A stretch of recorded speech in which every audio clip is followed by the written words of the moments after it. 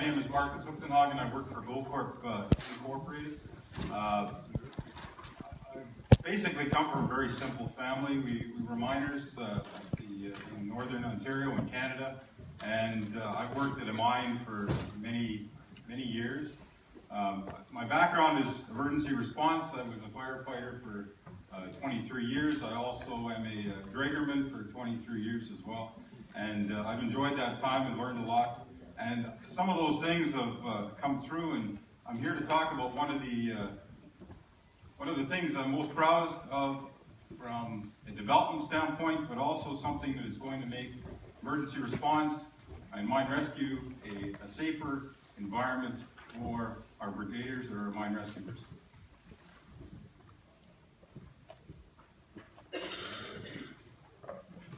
So just a brief history as to what Goldcorp is. We're a small gold mining company with 10 operations from the southern tip of Argentina to northern Quebec, with many different cultures that we deal with. And primarily, we have 6 core values, but 3 of them, the first being safety, obviously, is people and sustainability. That comes before production and any other criteria that we have as well. I won't get into those. However, the fact that Goldcorp has decided that people and safety are primary to our core values is what really allowed us to drive this project and allowed us to analyze our risks. And in that risk analysis, it's not only the working areas that are analyzed on a regular basis, however, it's also the emergency responders' work environment that it gets analyzed on a regular basis. And through that, we discovered that we have some deficiencies. We then came up with some potential solutions. And for this project here, we needed to do some partnership research. Through that, we've done some engineering design, and finally, you'll see the outcome at the very end. So our risk review really was a long journey. We've got various difficulties or challenges within our operations. We have long distances, as many of you might have in a number of your operations throughout your mining areas and your various countries. One main deficiency we have is the fact that we have upcast ventilation through all of our main accesses. As a result, anytime we have any sort of incidents that involve smoke or fire, we need to travel through that in order to be able to get to our underground working areas where we have to perform any sort of rescue. And, no offense to Drager, but as a result of those long distances and travel times, we had the limited capabilities of the existing breathing apparatus. BG4 was analyzed or evaluated through time studies that it wasn't able to get us all the way to our working areas in a timely fashion. Through working with our partners in the regulatory side, through Ontario Mine Rescue, which is an organization in Canada that looks after mine rescue training for us and a number of our operations. We've also discovered through our risk process, we have various depth mining issues and risks throughout our industry. We have elevated working temperatures or heated conditions, and as a result of that, we're still working through some alternative response solutions, and some of them are easily adapted. Some of them require some change and some philosophy understanding, and we're still working through those. So after analyzing our risks, we then came up with what are some of our potential solutions. I've asked for many years to have a BG8, but that's not really a realistic development. As a result of having to look at other options, we have the possibility, and it happens in other regions of the world, storing breathing apparatus underground in advanced fresh air bases. There are limitations and challenges with that aspect or that solution. Currently, that wasn't a possibility for a number of our operations, so we had to look elsewhere again. We have a mobile solution, and that requires a couple of evaluations, and one is, can we modify our existing vehicles? In the challenging business environment that we're in today, we have our first opportunity opportunity for shareholder value is to ensure that we're utilizing all of our equipment to the best of its ability. And as a result, modifying existing vehicles needed to be evaluated, and they were deemed not to be a viable solution due to the fact that the weight requirements weren't, or the weight capacity wasn't there, and we couldn't adapt the existing work area within the vehicle to accommodate that. So, upon looking at this whole project, what we decided to do was we needed to look for partners, and that is a big part of how this project really was successful, is to source out the right partnerships, find the right companies that would adapt, understand what our concept and design was in order to come up with our solution.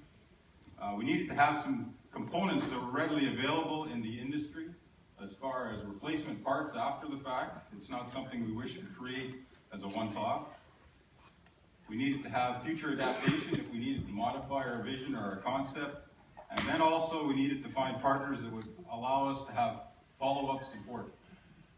And that is critical for any time you endeavor into any project, especially one that's what I would consider a brand new project for a lot of various areas, is to ensure that you have that follow-up support. We have a long history with Drager from our region of the mining world. They've been involved in emergency response or mine rescue, both on surface and underground, for many years. And as a result, they're experts in breathing air systems. And so they were a natural choice for us to go to see if they would have the desire to want to partner with us to make this project happen. And there's a gentleman in the audience, Kent Armstrong, many of you know from the various regions of the world. Him and I spent many, many hours talking about this concept. And Drager stepped up to the plate and helped us source out some of the other individuals that are involved. The breathing air system is one component of this unit. It is not the only component. It's critical for the success, but then all of the others fitting together are critical as well. And so we needed to find a chassis that would haul all of the breathing gas components, as well as the personnel and any equipment we needed to bring along. And the chassis that we found to be most suitable for us was the post chassis. And we've spent many a time meeting with them, understanding what our requirements were. And finally, the electronics, or the pieces that tie a lot of this together, through being able to travel into contaminated, smoked out environments, and allowing us to do it in a safe fashion for our responders, and to do it in a timely fashion so that we can get to the areas that we need to efficiently. So we have gas monitoring that is included, we have thermal imaging that allows us to travel through smoke, and we need to have communications involved so that people inside the vehicle can communicate from one section to the other, as well as to the external environment.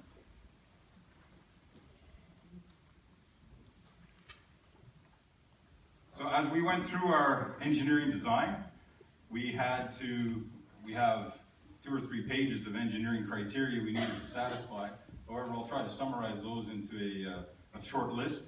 One of the critical features is how long do we want this unit to be available to be used, or what duration do we want?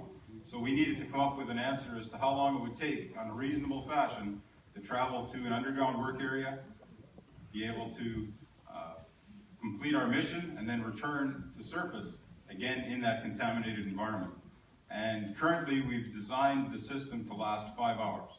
So we have the capabilities of a 5-hour duration with the stored air on board in the positive pressure environment. We then needed to decide how many personnel we would need to transport. That includes rescuers or responders. That includes any rescuees we needed to bring up from underground. We needed to have internal and external gas monitoring. The internal gas monitoring is fairly obvious from the standpoint that we need to ensure that we have a positive pressure, safe environment for our responders to travel in. And we monitor carbon monoxide, oxygen, and carbon dioxide. For the external gas monitoring, we need, as we travel underground, as many of you know, we have to monitor our gas conditions on the outside and be able to report to those. And traditionally, when we travel on foot, we're able to do that through handheld gas monitors. And that's not the case in this unit. We don't wish to stop, have somebody get out, come back in, purge, and then go back into travel mode. So we need to monitor this continuously on the outside environment. As a result, we monitor for 4 gases. We have carbon monoxide, oxygen, NO2, and methane that we monitor for. We need to ensure that we have thermal imaging capabilities, again, to be able to see through smoke, to be able to travel safely. We have a climatic controlled interior in order to be able to provide a comfortable working environment for anybody traveling into these areas. So it's air conditioned for elevated work temperatures in the underground environment. We have rollover protection and fall-on protection, which is a requirement for all of the vehicles that we put underground. We had maximum dimensions we need to consider in order for us to be able to travel through our work environments, and as a result, that was really what we based upon, or the size of the vehicle upon. And we needed to come up with a chassis that was extremely rugged to be able to handle the underground work environment. So we have a short video clip that I'd like to show you. And really it's it's a summary of what I've been just talking about.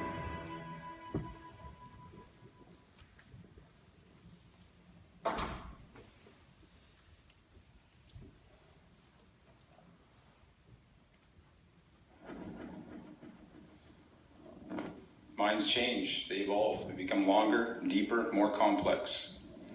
These changes need to be taken into account when engineering new processes, and that's what drove this project.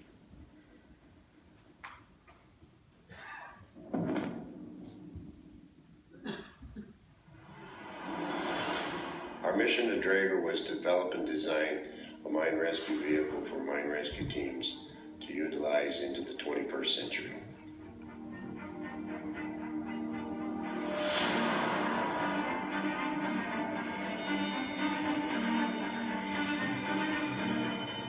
Safety is one of our core values. It drives everything within our business. Drager specializes in mine rescue and safety equipment for mines around the world. We were able to partner with the vehicle manufacturer PAWS to design and build a mine rescue vehicle for mine rescue teams to be used today and in the future.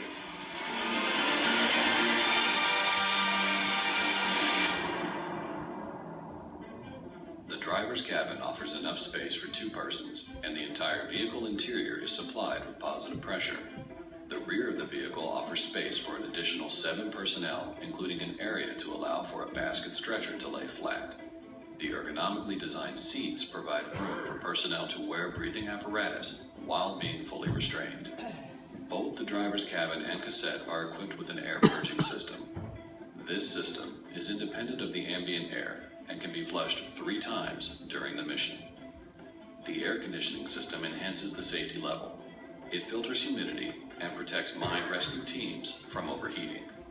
Communication between the driver's cabin and the cassette is available via an integrated communication system. There is also externally mounted front and rear thermal imaging cameras, as well as gas monitoring equipment that feed information to the driver's cabin and rear cassette, which have screens located for the occupants to monitor all aspects of the external environment. The vehicle is equipped with a permanent 4-wheel drive that is well suited for difficult and rough terrain. With the Drager MRV 9000, mission time can be extended due to not having to include travel time. The stored compressed air cylinders provide a positive breathing pressure environment for all onboard personnel. During transit, the self-contained breathing apparatuses are designed to be carried by the rescue personnel, but do not need to be activated until required for the mission. During the rescue mission with activated self-contained breathing apparatus, the airflow in the IMRV will be reduced manually to the potential personnel on board via the air panel. After fulfilled missions, all involved personnel return to the life support system. Additional breathing protection is no longer necessary once flushing inside the driver's cabin and the cassette has been successfully conducted. After a setup time of only 45 minutes, the vehicle is again ready for use. Drager listened carefully to the needs of Goldcorp in the design for their requirements, and were able to mutually come to an agreement on a vehicle that could be used for mine rescue. Thanks to this vehicle, we're able to improve the safety of our employees. This vehicle opens a new chapter in the field of mine rescue.